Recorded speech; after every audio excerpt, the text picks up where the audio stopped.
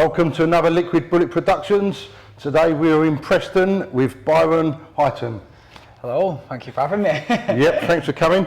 So the story so far was your brother was stabbed at the age of 17, Yeah, correct? That was the first time, yeah. Also the BBC Education Award of the Year. Yeah, hopefully, fingers crossed. And you're also running the JJeffect Anti-Knife Crime and Child Protection now. Yeah, that's what we're doing, yeah. Okay, so cool. Can we just start from the beginning? Can we go back to sort of your brief history? Yeah, so basically, I grew up, not so nice lad, as you can imagine. We're at the worst. I was more interested in women and motorbikes. Anything that can go fast enough on to kill myself, that was me, with a girl on the back.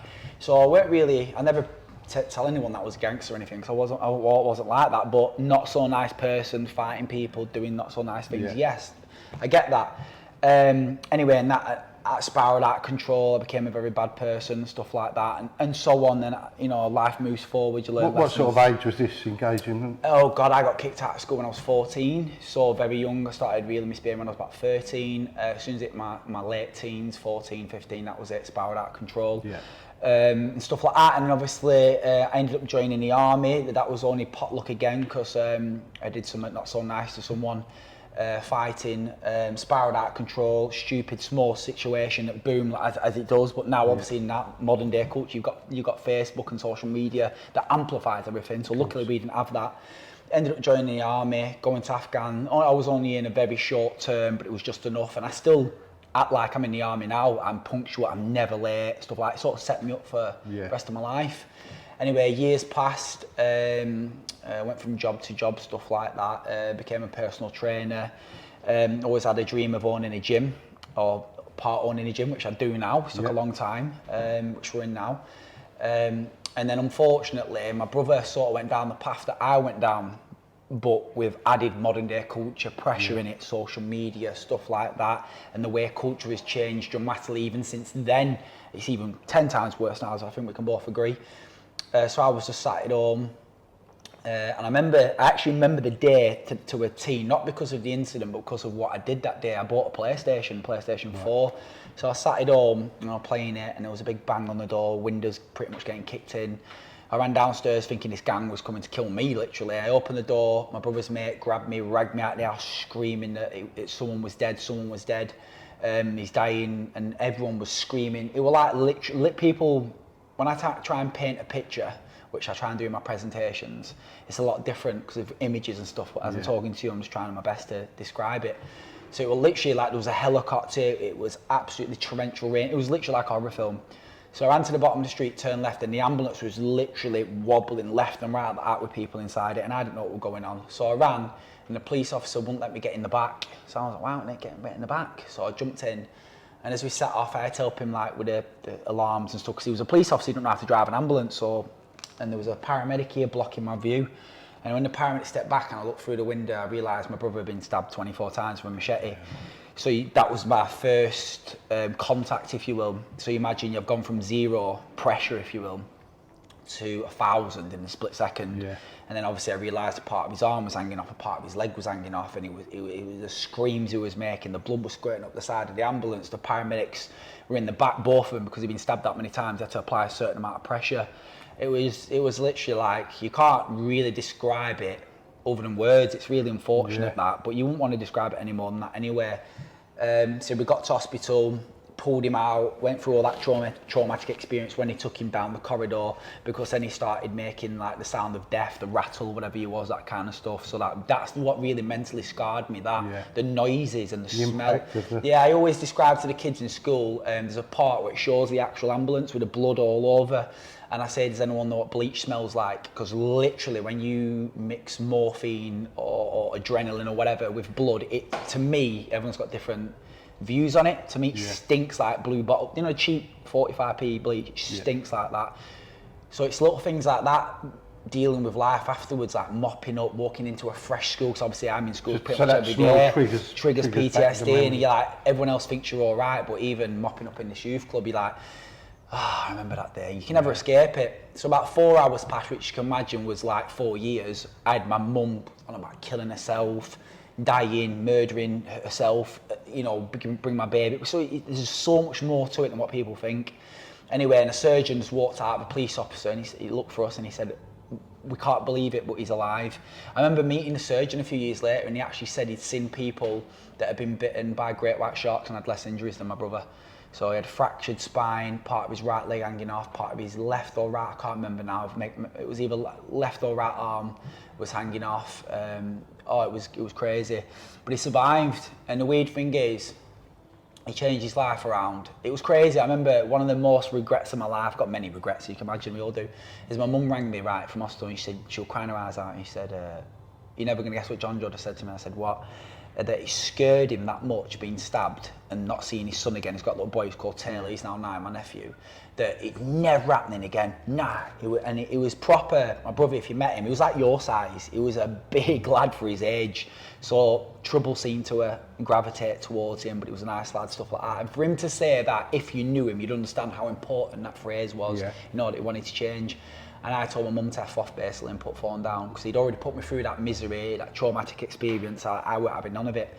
Anyway, he did. It's crazy. I remember walking through town, nightclubs, events, anywhere, and you're JonJo's brother, right? You say, yeah, God, that lad's changed, and he's a good kid, him. And it's weird, he became like this little hero of the area. It was, honestly, you couldn't go anywhere, that made you a celebrity from being stabbed, and he was class, he was so good, he'd come out of his shell. Then unfortunately, he changed his life, but he didn't really change his social circle. Not to blame his social circle, because his friends had died for him. Yeah. His friends had ride or die, they live and breathe my brother's legacy. But they were still involved in doing stuff like drug dealing, robbing other drug dealers and so on. Unfortunately, they robbed a local drug dealer, another rival gang. My brother went to the pub after work. He walked home the same street where the exact same ambulance was. Walked in between two cars. He'd have stood there and he said, his famous last words were, can we not just talk, bro? And he sighed because he couldn't be bothered. This girl said, screaming, he wants to talk. And he stabbed him another 25, 30 times, including what's carotid artery. And he died in 45 seconds. He got in medical terms, he was actually decapitated in the same street, exactly around about 365 days after. Yeah, 1 year later. Yeah, exactly. Yeah. After he changed. So then obviously that spiralled the family into hell. I tried to commit suicide numerous times. And that was it. And that was it. Yeah. So is that the turning point when you wanted to like set up? No, definitely not. I mean, I was a little arsehole for years. Really? Cheating on girlfriends, drug abuse, caring just about dealing with that situation. Yeah, it's only when I got older. I've got 2 people now who help me with my PTSD, and honestly, one of them I could not live without him. We have WhatsApp group talks, and he tells me about my system, if you will, my human anatomy, beyond levels, and because I'm qualified in anatomy and physiology, I use that in the knife crime talks, but he takes me into a realm of understanding suicide, death, murder, what happens, how you do this, other chemicals I can take, other medication, to the point where it literally makes you feel better just knowing that, hang on, I'm actually all right here. Yeah. This is normal. And I remember someone there to support you. And it took years for that. And I remember I turned 28. It was literally 28, and I was just about to win my first. I never knew my first bodybuilding competition. Don't look like it now, but I used to be. That was my coping mechanism, the gym. Hence why my goal was always to own a gym, because it's not the gym that saves you; it's the people. And then someone heard how strong my opinion was on knife crime. And he just said to me, do you want to do a talk? So happens to be that BBC turned up, and then the camera guy at the end was just like, we need more of you to keep doing it. And I did. That one talk led to 2, to 3, to 4, to 5. Then it were ITV, then BBC again, then these awards, then Mayor of Manchester, then I went to House of Parliament. They recognised the work. Then the CPS got hold of it, and they said that's the most powerful talk in England. And I was like, from me, I'm just dyslexic Byron from Deep Dab. I remember asking my boss for a laptop. So can I have a laptop? Because they did a knife crime talk themselves, and I was just a part of it. And he said, yeah, what do you want to do? I said, I want to make a knife crime talk myself. Can I do it? Yeah. About 2 weeks later, it was a sunny day. I was in my ex-girlfriend's backyard. He rung me, went, got good news for you. And I thought he was going to sack me. Anyway, he went, we've decided your knife crime talk you've made is going to be the one that we use predominantly. And I was like, what? And then next minute, we had kids collapsing, people being sick, police officers passing out, Tameside police got hold of it, and now I'm on over 200 and we stopped counting at 200,000 people, so God knows, in the space of 3 years. That's a good impact you're making now, though, isn't it? like people were going to notice it and they're going to listen. Like a few of the knife crimes out there are sort of a bit half-hearted. It's funny. I did a talk with Charlie Police about a month ago. It's funny because they look. I got so many good friends in the police, and the actual knife crime teacher came and he watched it and he came up to me and he went, "How am I supposed to go and do my work after seeing that?" And I was like, still shell shocked. Then you ring me, you guys come down. I'm like, why do you want to come? I'm on phone like that, and you think I'm talking to him, but in my head I'm like, why do these guys want to speak to me? Why does these kids want to listen to me? I don't get it. I think what it is, like you say, over the years, it's changed so much. There's so many children stabbing each other. Like at the age of 14, not only are people losing their lives, but the other child is also going to spend the rest of his life in prison. Yeah. And if there's no one guiding these kids and telling them what's right or wrong, it's going to be an on-knocking effect. Well, the only thing that guides kids now is culture, and culture, unfortunately, is all about profit. Ramming music down. You watch music videos that are drill music. We were talking about it before, but I've got this weird eye, and I don't know why. It's like a curse, but I can see good and bad in everything, and I see predominantly bad. And you'll watch a music video of a famous, let's say, rapper. I won't mention their names, from London or wherever, and he's earning millions or whatever. And I'll watch the video. And I know that he goes back to his 6-bed mansion, right? And I'm watching the video and all I see is Adidas. Okay, now they're zooming in on his Adidas sign. Oh, now it's Nike. Okay, now it's Stone Island. They don't give a flying S. They don't give a flying fuck about the rapper. Not at all. As soon as he's not relevant, his contract will be done and everyone will forget about him. It's the next guy. But you watch it, then the gold chains come out and then they'll have the guys who sell the gold chains doing the bleep test on them and stuff like that. So they get the public eye and people know where to go and buy them. All these people are is puppets. It's like Facebook. Everyone gets Facebook confused. I bet you do it. Everyone does it. I do it. I say it to myself and I go, I've just said it and I'm an idiot. You've been in a nightclub or shopping or whatever and someone will see you from school you've not seen in 10 years, let's say, or 20 years, and they'll go, good to see you, blah, blah, blah. Add me on my Facebook. And you'll go, yeah, well, what's your name on Facebook? It's mine, yours. Two wrong words that always get used with Facebook. Because we don't own that platform. Yeah. It's free so they can sell us and subliminally message us 24/7 to buy stuff and make the company money. And knife crime is exactly the same. TikTok, for example, you'll have, I've got them on my phone videos and you make them sound like in the 90s. Remember the 90s? It sounds stupid, but remember Action Man and Barbie Doll? And it's like, Action Man, and you go into the TV like, oh my God, I want to buy that. I want to buy that, Mum, I want to buy that.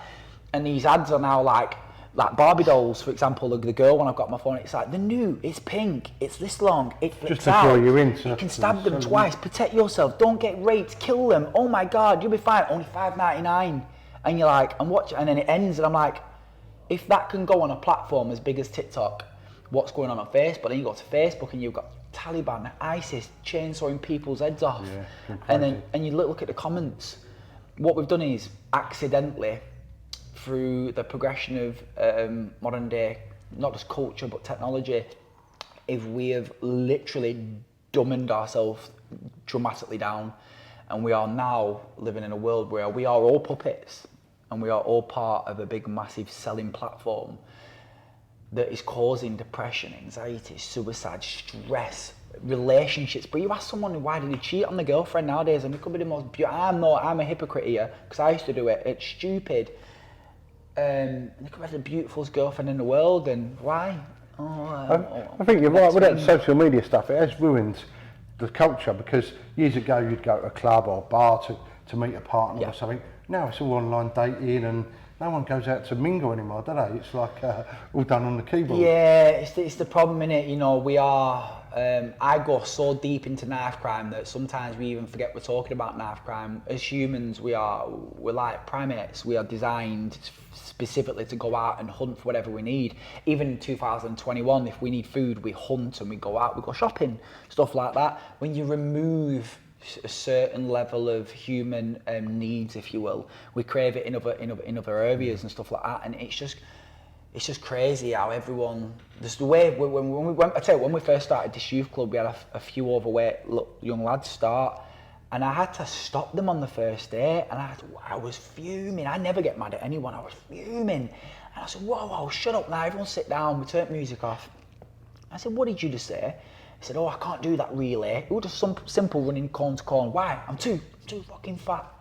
And I looked at him, and there was more meat on a stick. Yeah. And I was like, do you really look in the mirror and think you're fat? And he was like, oh, look how overweight I am. And we had about 3 or 4 of them. And I'm like, if they think they're fat, where's that coming from? Yeah, someone probably bullied or someone telling them that. And the pressure we look up to being something that I think, I don't know if you agree, as humans now, we chase unreachable goals constantly. You know, you've got to have a little bit sometimes of like, whoa, hang on again, let me not take as much, you know, too much than I can chew. Let me take it in proportions and build up, and then that's how you get there in the end, don't you? But now we've got kids that, like, got to have conversations with 6-year-olds, and they're talking about the sex that they've had the night before and this, that, and the other. And I do interventions, and I go around to parents' houses, you see, and some of the stories I hear, and I'm sat there thinking, this kid's 6, and the parents are crying, what do we do, Byron? And he's like, well, I'm having sex, but I'm like, what the frig? 6? Oh, believe you me, yeah, the biggest knife I've got was off a 6-year-old, a red, what was it, a 3-foot machete, something like that, 3-foot machete, like that. It's crazy. But it's like the violence is going up and the age is dropping. It's getting lower and lower. Yeah. Do you think that's from not having the right guidance from parents? Because surely they should be monitoring or checking their rooms, or, you know, they must have an idea of what they're up to. I think it's really hard nowadays. I'm not one to pass the blame. It's like a lot of people pass the blame to, it's either government, police and parents in that order, or usually whatever order they see fit. And I say, like, you've got to remember is whoever's working in government still goes home to the family, still have Christmases, stuff like that. They're still human. They don't physically make a change in Parliament and then go, there's a knife and stuff like that. That's why I'm a bit, you know, I get invited to rallies a lot and stuff like that, and I always say no. And I have a lot of other knife crime, let's say, teachers around the country or whatever you want to call them, being funny with me in the past and stuff like that. And I'm like, why would I want to go stand on a street? You're causing more risk to injury and more risk to fights and arguing, beef, trouble outside Parliament. If they wanted to do something, they were going to do it without you saying it, mate. Do you know what I mean? So I don't get involved in all that the blame culture, if you will. But you are right, because it goes back to there's good parents now, the same as there was good and bad parents when I was a kid and when you was a kid. And unfortunately, not everyone's born into a good, loving home. It's changed over the years, hasn't it? That's and I think like years ago, you'd get a clip round the ear if you're naughty.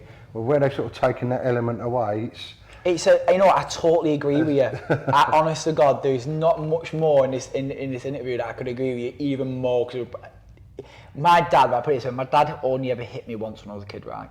And he was like the local guy who chipped the PlayStation and the cool guy, and so you never saw violence from him. He was like proper sound, but like everyone knew him. And he hit me once, and he never ever hit me again, ever. I was petrified of fear. Not fear of him, but fear of what could happen if I did wrong. My mum, she was the one that got washing up liquid down my throat. She'd throw pans at me. Oh, honestly, God. Nowadays, if a parent done that, they'd be getting done for child abuse. No, but it's like, I remember if something happened in school and it was a bit far-fetched, like someone got caught kissing someone, but in primary school, you know, when it was like, the real bad trouble that happened. When you think about it, it's actually nothing. Parents used to come in screaming at the kids, and then they'd have that fear of consequence. Again, I break it down, like I said to you before, about we talk about stuff in depth so much that we forget we talk about knife crime, but it's humans are a lot more simpler than what everyone makes out we are. Farmer buys his plot of land, he buys I don't know, the best cattle, literally spends hundreds of thousands of pounds on this farm, so he wants to make loads of money. That's his life, right? What's the point in him doing that if he's not going to put fences and fields around his field? Because the cattle, as a young, are going to go off, no guidance, they're going to lose them, they're going to cause risk to themselves, crashes, hurting people, you know, whatever, but they're also going to cause risk to themselves. If you imagine them cattle are young kids, without that guidance, the ACEs scores are going up, which means in some cases, something like 10 times, up to 20 times more likely to go to prison, depending on how bad they score. If you remove them fences, we are exactly the same as animals. Without guidance, structure, one, how we're going to learn, and two, how we're going to function in real life society. And now you've got kids now, like I said, as young as 13, because they've got a mobile phone, they've got access to porn, death. Them, like, I'll ask you a question. Do you remember when you was younger? Did you ever, obviously it would have been VHS when you was really younger, right? Betamax, Yeah, Betamax, on the remote. So, do you remember when them tapes used to go around and like, with me, they were called the Death DVD, and like your dad would have it, or they'd be hidden under somewhere, and you put it on and it was like videos of people Taliban getting killed and bombs going off, like accidents, and everyone used to, oh, he's got the Death, and I remember having them like sneaking them from my dad's house. Oh my God, I used to go mad. Anyway, but you had to physically hunt for this kind of violence. Unless you hunted for it and saw it with your own eyes and experienced it, you didn't know it was there. Faces of Death, wow! That is crazy. I call it a skull or something. Faces of Death, That was it. And it was like 3D, and everyone got worse. Anyway, but now a kid can go on that, 2 clicks of a button, and they are in. They're in, and that's the issue. We are giving too much freedom to young people with not enough guidance. Bad mix straight away, bad chemical imbalance, and you've got testosterone, then you've got pressure, and you've got if you don't look good, you don't feel good. So bearing in mind we started at what we said about the beginning thing about the pressure and stuff like that, and no guidance, then after that comes the list of the pressure, the feeling, not looking good, not feeling good, the how ugly are you, how poor are you, how rich are you, and it goes on, and the list could be the length of this room. Then that can go into like depression, and then imagine, all these problems. And imagine at the end, you roll that list up, and then you slip it into a 13-year-old's brain and say, "That is your life, mate. On your way." And then, like when we were kids, the thing I used to worry about going on Moor Park, you'd have your Papa trackies on. Oh my God, you've got the new Papa trackies. You pop them off, shorts are on underneath, boosh, you're off playing footy with your Reebok trainers, one sole's flapping about, everyone's laughing, you're super gluing it back on.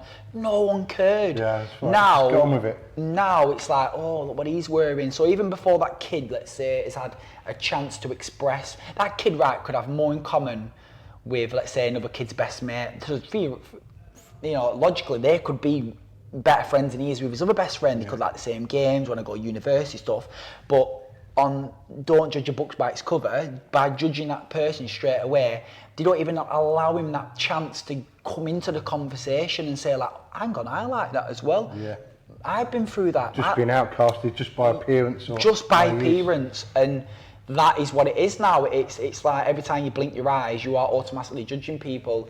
And am I guilty of that? Yes, because I'm a part of this culture. It doesn't matter what age you are, you can still learn traits from the next culture, and I'm pretty sure there's going to be in the next 10 years, in 2030, there'll be another set of issues, another set of problems. What about drill music now? You think about it in 10 years, if drill music how it is now, and it can be on prime time radio, rapping about cutting people up, selling not just cocaine, but white, brown, imagine what the levels we might be at in 10 years. Unless it's going to get worse and worse. Unless someone comes in power and says enough is enough.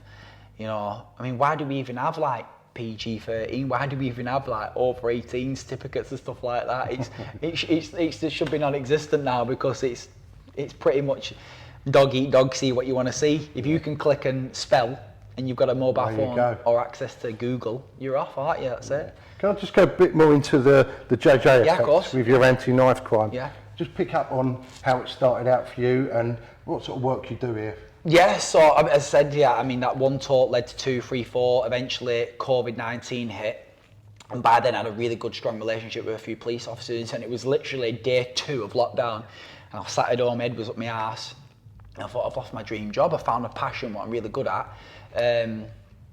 And then my phone kept ringing. It was one police officer, then it was another police officer, then it was like a CPS worker, and then it was like, and I was like, why would it be? And it was like, everyone had the same sort of topic of conversation with me. Like, what are you doing now? COVID's hit, this is your time. And I was like, what do you mean? I can't do this. So with a bit of help from my mum, we found some people who knew about starting businesses up. Fast forward 2 years, and now I know how to run businesses. I own 2 businesses, I run a youth club, all these awards. Again, we're classed as every school we go to, the most powerful talk they've ever seen. So how do you get? How do the kids come to you? Is it a personal thing, or they're directed to you? So the youth club itself, what we're in now, the JJeffect Youth Support Club, it's not a youth club where anyone can come. Right. We deal with specific specific individuals that are targeted from, let's say, there could be YOT, police, young offenders. At the moment, the one we're doing is with Preston and Chorley Police, and that's for kids that are maybe ex-carriers, or they're on the line, let's say, of breaking through, going, let's say, a step too far and committing a crime that will affect them later on in life, whether that be, I'm going to be honest, in some circumstances, death or murder. But we bring them in here, we say there's no beef, no nothing, come and have a laugh, and we seem to be doing it. And I set this up the first week of lockdown, and we were running for about a few weeks, and it got that busy that someone grassed on us and tried to shut us down in the gym. The police came in, it was really good. They walked in, came through to shut us down, and the police went, "Is it Byron Highton?" I said, "Yeah, JJeffect." And he went, "What are you doing here?" I said, "I'm running a youth club. These kids are going to be suicidal at home with Daniel Jude." He went, "Give us a minute." They came back in and said, "We're not getting shut down." And literally throughout the whole time of lockdown, we was only, I can't believe it, fully functioning youth club. As far, maybe, I don't know how far, some people said the Northwest, some people said Preston, but we was the only one that was allowed and was publicly advertising that we was open constantly. We had dance groups in here, nightclub events in here for the kids. We did Kim Fletcher, she's got a very bad God, she just beat cancer, thank God. We did a big event for 24 hours. We had a cinema built in you name it, we did it. And then obviously we started to come out of lockdown. I was still doing active live knife crime talks, green screen. I made green screen talks, stuff like that. And then literally as soon as school's open, bang, I hit the ground running, whoosh, and we set off. And now in September, I think I've got already 80 talks pre-booked already. What sort of impact do you witness, like when you're telling the children stuff, and you know, can you see the shock on their face, or in the youth club or the knife crime talks? In the knife crime. Or the knife crime talks. Oh God, we've had epileptic fits. People pass out. People spew up. Really? People's parents blatantly say it's too powerful for them to handle, so they can't come in. But 9 times out of 10, we go in. There's that stigma of, oh, it's another knife crime talk, whatever, bar, and then. I'm really proud of it. A lot of people don't experience it. Ray does. He's a kid who comes to my work with me. He comes to some schools with me, and he's seen it now in schools as well. And I'll go in, and it's getting that big that they'll all be like, oh, and I can hear him in the corridor. There could be 1,000 kids sometimes. Oh, I can't be arsed for this, miss. And then they'll go, it's JJeffect, and they'll all go, oh, that guy. Pick up when you said some of them were saying it's too powerful. Yeah. Surely that's a positive thing, though, isn't it? The The more powerful that is, the bigger impact it's going to have on No, them, I know what you're saying it is, but unfortunately some parents will always be that way out. My kid is into knife crime, but it's not the point. My talk isn't just knife crime, it's life coaching, it's preventing it, it's knowing the signs of early intervention of bad friends and stuff like that, negative. I really do highly suggest you come watch one as a guest. It'll be, honestly, the standards are crazy. And then they're like, oh, and I'll hear and go, is that Byron? It's that guy. Oh, my sister had it in her school. She said 4 people were sick. Oh my God. And next minute they're all in there like that. And I've got 1,000 kids sat there glued to me even before we've even started. And the police are just sat there going, we can't do this. And I'm like, and that's why I love working with the police, because they're so nice, because they just like say, come on then, you do it for us. And again, it always goes back to, I remember I was sat at home in this little flat, believe it or not, this tiny flat, with one of my ex-partners. I'm just like, she's like, what are you doing? I'm like, I'm making a talk. And I remember learning, like, my PowerPoint was just, you know, when you start a normal PowerPoint, it's like a red screen. Yeah. So that's how it started. Then I was like, hang on, you press that button and it will fade in. Then I was like, hang on, if I can make music, why don't I stop making it and make it digital? And I got a proper movie guy called Sicario. He's gone platinum numerous times, gold plaques from getting people like famous and stuff like that. I got him involved, and then we went more digital, and then we made the reveal that because we lie about me all the way through the talk, no one knows who I am, everyone just knows I'm Byron, not Highton. And at the end, there's a video of a guy walking to a gravestone, all filmed like a movie, and everyone's like, you can hear people going, and they see my tattoos, and they're all going, oh my God. And next minute, boom, you hear the pin drop. And then it zooms out from my brother's face into mine, and you can see that I was the bro I'm talking about. It's like a white lie. That's why we got the JJeffect, because of the effect that scene, that bit has at the end, and that's when you get the boom. That's when the impact comes, but I've got to get them to that, so that's like the last 5 minutes. But when we get them there, that interest. yeah, it's just crazy. Yeah, what's the youngest age you start doing it for? 6. Children? 6? Yeah, 6. The school will have me 6. And I've been to a lot of primary schools. In fact, some of my best talks at primary schools, like I was saying to you before when I met that prisoner and he said that everyone's a gangster till they're bleeding. One of the other phrases I always remember is a young kid in a school, I can't mention the school obviously, they might be going mad, said, are asking questions about like life and stuff like that, can anyone shock me and stuff like that. And he put his hand up and he said, no, we were talking about, do you think, Conor McGregor, I gave him a list like Conor McGregor, who's the other boxer? Floyd Mayweather and Tyson Fury.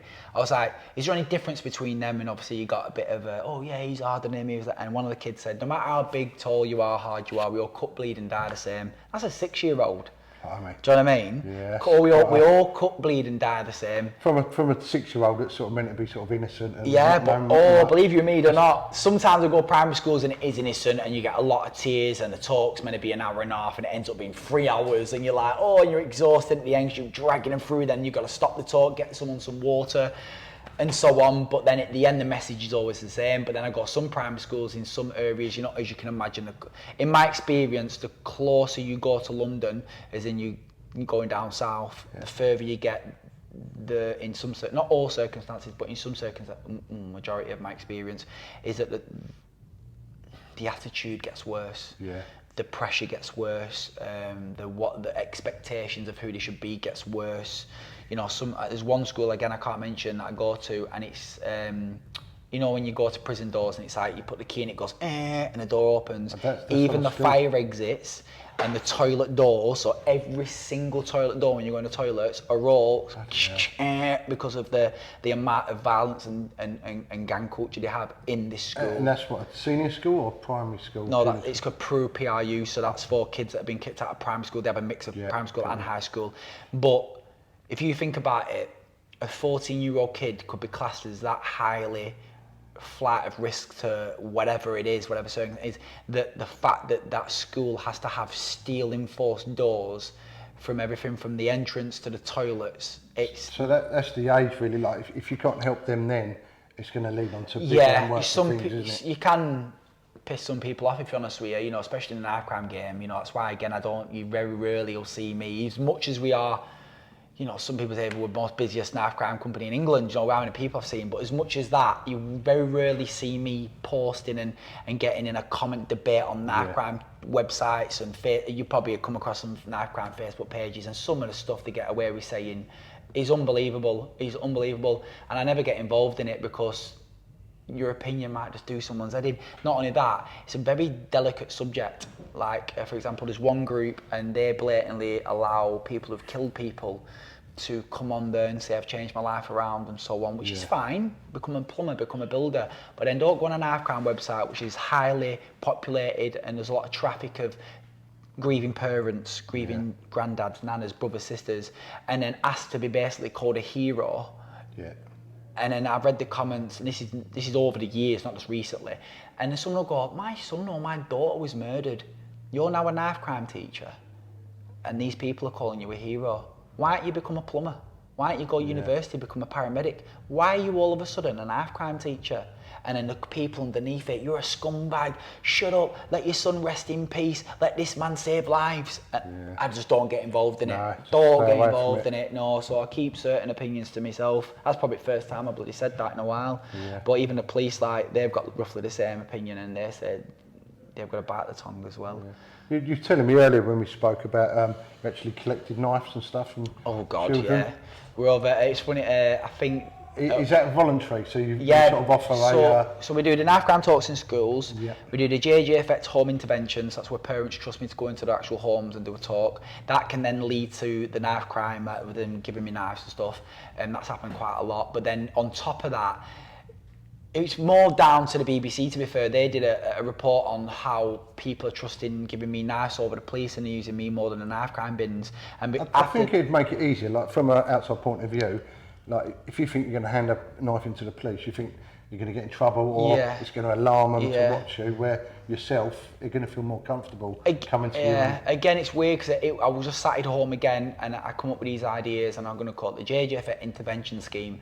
and then one led to two, and now I think we're on 50. We're on 50. I'm looking at Ray here across the room. We're on 50. We were 2 weeks ago, and we've just got 3 last night. It must be 53, about 53, 54 in the space of. And I've only been doing it since COVID. You know, the actual intervention. So in the space of a year, we're on knife number 53.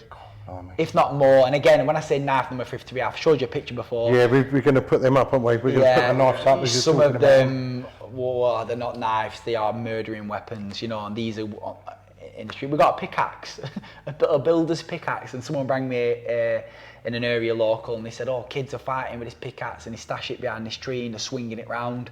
So that's when I had to go and get it when in bushes, and we found it like a proper builder's pickaxe, but razor sharp. Probably won't kill someone, but I tell you what, you hit someone in the head with it, you're going to be causing loss of eyesight. You might break some bones. You might kill someone, to be fair. Yeah, they go through concrete, don't they? So exactly, but so the weapons are create saws. Can you come pick this saw up? I'm like, no, put it in the bin. we get some crazy things, and then obviously the police picked up on that, and it just went from there. And then again, I'm still. And now I'm sat here. It all leads, but I always end up like that. It always leads back to here because, as you can tell, I'm just... So what do you have to do? Do you hold on to the knives and hand to the police? Yeah, I hold on to the knives. I then take a photo, do a post, saying blah, blah, blah. And that basically shows the public that another person's trusted us. Yeah. And that's how it goes, really. Like, imagine one, a couple of weeks later, that led to 2. Then 3, then 4, then 5, stuff like that. And then every now and again, I take him into Preston Police Station. He just laugh at me, saying, "Oh, here he is." I'm like, I'm at reception, going 1, 2, and they're just laughing at me, stuff like that. If there was anyone local that sort of wanted to hand a knife in, is there something they can just contact you? Or you just go onto the JJeffect CIC Facebook page. Yeah. Again, we've got a web page, but we get so many hits and views through the Facebook. It's the best thing in my, as I said before, Facebook is, it's a lot of things in it, evil and stuff like that. But for me, on business side and helping people, it's my biggest platform. So yes, you can log on to the JJeffect CIC Facebook page. It's me who answers all the messages. I don't employ anyone, even though I should do, because how busy we are.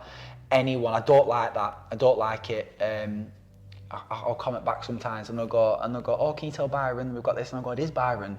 I've got to be doing it. I've got to be in charge of it." And yeah, you can get hold of me that way. Any questions, stuff like that, any advice. So if one of the child's having problems or something, can they contact you direct and come to your centre and clubs and talks? Yeah, I've got to do 2 interventions next week. They'll either come here, have a boxing lesson afterwards, or I'll go to the heart. I think I'm going to be going to the homes on that one, but yeah, we do have kids coming here as well. So they did contact me as well for the interventions. Yeah. That's good. Yeah. I think it's great the way you're helping children and someone to guide, like you say, if you've got no one to guide you, like not got a father figure or an older brother, you're going to be led on by the people around you. Yeah. So if you're getting involved with gangs, you're only going to go down that wrong path, aren't you? No, it is. We become our surroundings. You send a kid to university and he starts hanging around with, pre-degree paramedics and stuff like that. That happens, doesn't it? Your focus changes and stuff like that. But when you're growing up in a culture that is predominantly based on being top dog, if you don't look good, you don't feel good. If you don't hang around with certain people, you're a loser or a geek or whatever it was. I mean, when I was a kid, we had emos, moshes, and chavs. Do you know what I mean? It was like we segregate ourselves from such a young age. It's very sad, really. And if I'm really honest with you as well, on the fact that he said helping people, it's weird how people say that, because it helps me as well. Yeah. I've got purpose now. My literal job is I get to speak about my brother every single day. So when people say, "Can I ask you a wee horrible question? How did your brother die? How much blood did he lose?" And I answer it because I'm living and breathing for him, kind of thing. My brother died and made me a better person. That's a shit pill to swallow. I think it's more of an achievement as well. Like actually, helping people, and it's better than not going to win a race and get a medal. Oh, there's no. Do you know what I mean? You're not getting anything back from that. No. When you're actually helping people, it's so much more beneficial. I know exactly what you mean. It's like it could be 12 o'clock at night and I'll get a message, and someone will be playing my music at a party full of kids, and they're all going like singing "R.I.P. Jon Jo, R.I.P. Jon," and stuff like that. And I'm like, man, Jon Jo died 8 years ago, and people are still doing stuff like this. And then obviously, then I'll go to big board meetings and I'll meet people I never thought possible I'm meeting. I'm dressed like in Gym King. I'm never changed who I am. And they're like, so can we have the JJeffect speak now? And I'm sat there, and every now and again I think, they've just said the JJeffect, or like the BBC giving that award, and I'm like, the JJeffect, and I'm like, really, people read it as a JJeffect, but I read it as the JonJo effect. So it's like, this is mad, this is crazy. Can I just touch on you a little bit about your award you got? Can you just go over that a little bit? Yeah, well, we've got a few, to be fair. I got one off the High Sheriff of Manchester, because I do a lot of work in Manchester. That was really good. He's a nice man, very nice man. He actually he walks around with the knife, you know, the sword. He's the proper like really old school. So that was a very nice achievement. He came over, you know, with his sword, suit and boot, and he said, "I want to give it." That was really nice. We've just won one from. I'm from an area called Deepdale, which is very popular. It's the Asian community of Preston, but I grew up there, born and bred. So a lot of my friends growing up was from that community. They've just given me an award for proving that, you know, you can come from any areas, that kind of thing. And then the BBC, I don't know what it is. I'm a bit in the dark really, but I know that they said that thousands were entered, and I'm one of the 3 that could win it. And it's in September at Winter Gardens in Blackpool, and it's educational hero or best education platform or something like that. That's quite a good achievement though, that your work's being recognised sort of right across the board, isn't it? Again, yeah. I mean, I'm sat at home, and then tomorrow could be a total different experience. Like I said, we had Freddie Flintoff in here last week, and that was just out of nowhere. It's just like, oh, BBC are coming. Oh, we're doing a documentary. Can we use some of your kids? Can he come meet you? And I was like, yeah, whatever. Next minute, I'm sat over there, and he's having it. He's like, I love the work you're doing. I'm like, I love the work you're doing. You know what I mean? I was like, what's going on here? This is crazy. Do you get much feedback from the people you're helping? Do they sit down and tell you? Yeah. Honestly, the list is endless. I'd say my thing is, because when I finish any talk in any school, and with the mass amount of people we've seen, I always say you can always contact me on the JJeffect Facebook page or the JJeffect Instagram. Oh, it's a good thing, because when you sift through, let's say the thousands of people that do contact me, and the amount of times I've said thank you for the support, and Love Arts and Jon Jo would be proud, thank you, keep safe, you know, I've got like these general things, but I always type it because it has to be me. I'd be here all day, and I tell you one thing what people don't realise as well. It's broke up my relationship twice in the last 6 months. Yeah, and I'm quite. Because you're spending too much time on. Yeah, I'm quite blessed at the moment. I've got a very good partner who literally lives and breathes my safety, and I'm on my PTSD meds. You know, am I doing this? Is that right? Every time I finish a talk, you know, because you know sometimes that. It is a very bumpy road. I've had death threats. I've had people send me videos of death threats from doing your. Oh yeah. I've had. It was 2-3 months ago. I went to a school. Took me 45 minutes to get home. By the time I got home, one of the kids was so far down that rabbit hole that he'd gone onto. You ever heard of an Oculus? Like a 3D headset. Right. Like a computer game. He's gone onto that. Got onto a zombie game. Put my brother's face onto a zombie that's coming towards him. Got a machete. Or a sword, which killed my brother when he got stabbed the second time, and stabbed the zombie and chopped his head off, whilst my music was playing in the background, and then laughing, saying, they even went to the extent of saying, "Let's talk, bro," whilst doing it. And it took 45 minutes for me to get home from the talk. So it's not, and then I have nosebleeds in talks, I've been sick in talks, very rare. I think I've had to do it twice. When it gets to a specific part of the talk, it's a long name, it's called taking you as close to death as possible without going through the traumatic experience. That's when I actually specifically show injuries of my brother and stuff like that, and it triggers me. But everyone thinks it's my friend, not my brother. Do you see what I mean? So we lead them up to it. And as I say, I've had to stop. I've been sick, I've had nosebleeds. So I've got to deal with that as well. But then everyone thinks that before they've seen the talk or something like that, that because of my personality, if you will, that, oh, it'd be right, Byron would be right, it'd be fine. But I'm actually not. I've got, you know, I'm quite a messed up person. It's just, I'll tell you what, you know, I told you about the PTSD guy helps me. One of my favourite things he said to me, he said, the only thing to survive the death of my brother was my personality. Because I was the same crazy off-made kid when I was a kid, riding motorbikes, stuff like that. That's the only one thing of who I was when I was a kid that's still alive is my crazy personality. And that sort of dragged me through the shit, if you will. But it don't mean it's easy. But yeah, it's broke up me and my partner twice in the last 6 months, like really badly. We've just got back now. Things seem to be flying. I'm having to learn to put the phone down. Yeah, I was going to say, you've got to find that fine line, so, you know, you've got to live your life as well. It can't all be about I do it, I turn the else. phone off and I'll turn it back on a Monday morning, and it frightens me. It's bing, bing, bing, bing, and then it might be one person that needs my help or wants a knife picking up and I've missed it. And we live in a scary world, don't we? I live in constant fear where if I make one bad mistake, even though I am human, someone will put it on Facebook. Oh, he didn't come pick this knife up, he ignored my phone call. I'm like, well, I had a knife off, give me a break. Do you know what I mean? And like I say, you just got to find that happy medium, ain't you? You can't. Yeah, well, you're doing your best, you're doing a great job. But I said to Bob, I'm going out tonight with Mrs. She really looks forward to that when we actually get to. Can you imagine the first year, we're beyond the year now of the JJeffect, even though we're doing it prior to that, but it weren't the JJeffect. It was hard. Yeah. It was hard, but I've said to her when we got back together a few weeks ago, I said, look, we're in the gym now, I've invested in the gym, so that was my goal. The JJeffect's flying, we're meeting new people, we're getting awards. I've done the work, so now let me just slow down a bit and do it. And she said, okay, and bless her, she came back so we're good at the moment. But it is quite, there's so much in this game that people don't understand. I was talking to your guy before about suicide. I'll probably have a brief conversation before he leaves, get his number. He said, I hate the saying, you are selfish if you kill yourself.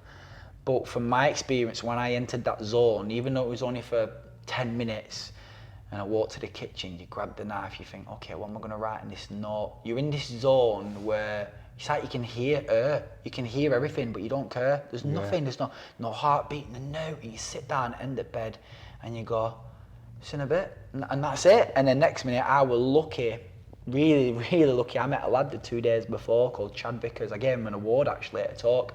And out of all my thousands, hundreds of friends, the day I saw my brother for the last time dead, he's the one friend that came round, and I only met him 2 nights before.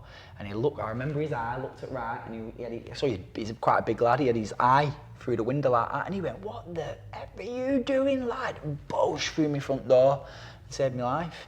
Oh, yeah, he packed my gym bag, and then 6 months later I won my first competition, I won my first award for Jon Jo. So it's like, it was just crazy. I remember him coming to watch me, and I was like, I've just won that now. Imagine 6 months ago, I would have been dead, man. Yeah. Fast forward. Coming at the right time. Yeah, and then obviously I had to be that person for my mum numerous times, and then fast forward, like I said, 8 years, and just like, here with you. It's crazy. What sort of plans have you got for the future? Have you got any plans to go forward? And so ideally I want the youth club to, the 8-week programme that we do, to run constantly. It's looking positive, because obviously now you imagine I'm impressing the police now, that's where the kids are, and it's looking positive. So it'll be 8 weeks, couple of weeks off, bang, next kids, 8 weeks, couple of weeks off, bang, next kids. Then I want to build an elevated football pitch. It's going to cost about 200 grand in here, so I want to apply for lottery funding. I've got all the accreditations, if you will, and the previous experience. So I've just not. I know there's a lot of people in this game that the moment they become a CIC, they attack lottery funding and they get it. And I've had a lot of people over the last year screaming at me saying, what are you doing? Get the money, do it, do your dreams.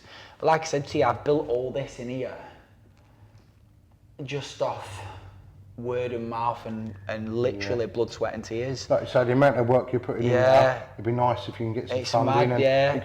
I'm telling you now, if I get the big pots of funding, I will change the face of this gym and Preston, full stop. And it's nice knowing that I've got police and stuff backing me saying this. So that's my next goal, to hopefully reach out to people like Lottery and say, like, look, come on, I'm doing it. I'm not only, because a lot of people apply for big pots of funding as well, and they say that this is my plan. I ain't got a plan. I'm already up and running. Is a sponsorship thing something you'd take on as well?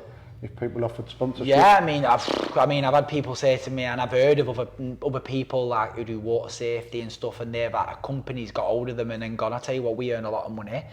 Advertise us or get us on your kit, and I've heard of that, and we'll give you 100 grand and we'll do it and stuff like that. But I've not had that. Look, I'm still, everything you see here is paintings, lane floors, it's all my friends, people who I trust. Everything you see here is all, it's literally, you know what, when you think about it, this room is literally full of blood, sweat and tears. Yeah. Literally, no pun intended, with blood on wall, and then that's what it is. And then, but we're here now, that's the thing, we're here.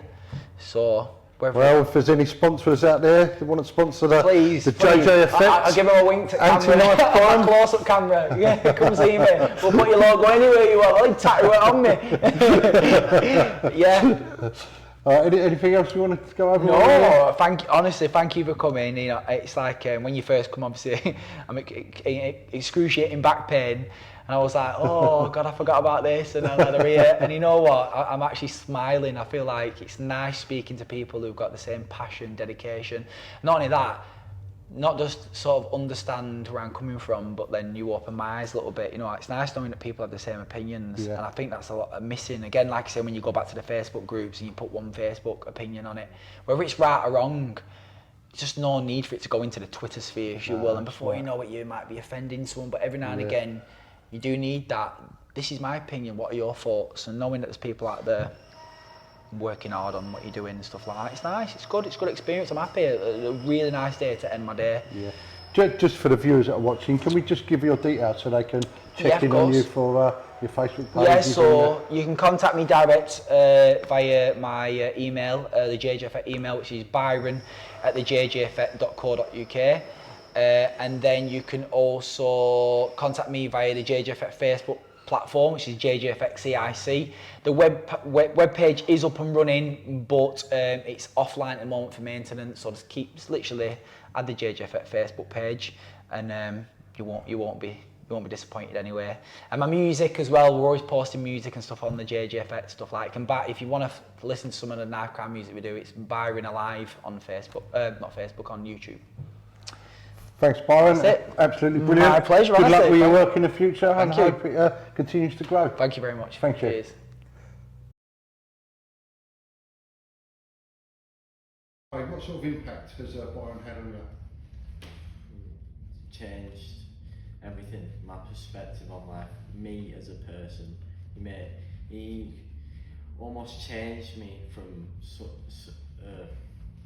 how can I put it into words, from a really bad kid into probably like the best. I'm in the best position of my life. I enjoy my life more than so ever. far, Yeah. you're not yet. You got more. You're going to be better. Right. Have you found him more as like a guidance figure, like a father guidance figure? Yeah. He guides me in the right direction, whereas I was in with the wrong people, where they were guiding me in the wrong direction. And as soon as I come here, it changed me as a person. It opened my eyes to what the world was really like. Byron as a person and his personality, him as a person changed me, because I realised like it's not just all about like I appreciate life a lot more like for what I have, because for someone to still do what they do every day after that traumatic experience that happened to Byron and his mum, it really opened your eyes and think, yeah, I'm lucky to be alive, you know what I mean? If you hadn't found Byron, what sort of path do you think your life would have gone down? Death, maybe.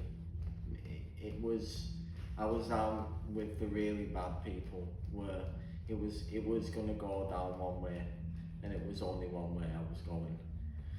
Did you think there would have been either death or prison? Either, yeah. With the influence that I had, I was so into it. I thought I was the coolest kid, the big kid, and because of how big I am as a lad, trouble came to me, and I went to trouble. I can't say I'm a guardian angel. I'm not. I was far from that. But I was a good kid. I just went off the rails. I got in with the wrong crowd. Ray, where do you see your life, or what have you got planned for your future now? I've got now that I'm here. When I was 12 to 13, I didn't know what I wanted to do. I wanted the gold chains, the drug dealer lifestyle. I wanted all the money and everything. But now I've opened my eyes and thought, I want to be a PT in the gym. I want to be a professional boxer one day. And so many options, like mechanic and stuff like that. The army, like Byron said, it set him up for life. I've always wanted to be in the army. I need that structure. That's why boxing. I love boxing. The discipline of it. What's the deal we've got though? What's the deal we've got? Come on, what's the deal? What have you got to finish? I've got to finish the youth club. No, what have you got to finish? I've got to finish school. And get what? GCSEs. If he doesn't finish school and get GCSEs, Because I'm really bad in school. Yeah, I'm really bad in school. Yeah. Yeah, he doesn't tell me he's got detentions and I go pick him up and he on a goes Friday. to pick me up on a Friday. And I've got to go reception and he'll go, Byron's here. I'm like, where is he? And like, did he not tell you? I'm like, oh, I'm going to kill this kid. I'm stood outside waiting for him for half an hour. He's in detention. He's like, I just don't want to tell you. I don't want to disappoint me. But that's the deal. He's got one more year in school when he goes back. If he does that, then I'll think about paying for his PT and getting him involved here and stuff like that. Or training him so he's fit enough to join the army or become a professional boxer. It's like I've never ever been lazy, but I feel a lot like training. Like Byron introduced me to training, Dan introduced me to boxing. Like I've never had them opportunities before here. Like I couldn't go to the boxing gym because the lads at the boxing gym didn't like me. You know, so it really opened my eyes to how lucky I actually am now, where some kids don't have what I have now. You know what I mean? I really am lucky for my age, for being a 15-year-old. Not many 15-year-olds have what I've had. You know what I mean? Now it's amazing. I love this youth club. I said to Byron, I'll stay with him till the day I die. Doing this, I'll help him. Oh, not that long, lad. Not that long. I'll get rid of you before then. No. Fantastic. Great job, guys. Yeah. Well done, lads. Keep up that schoolwork, yeah? Oh, you see it. But he come back in a year and be like, where's Ray? I'm like, oh, he got kicked out of school. What, I was joking, Moosh. Keep it up. Love you, lads. Thank you very much. Good luck,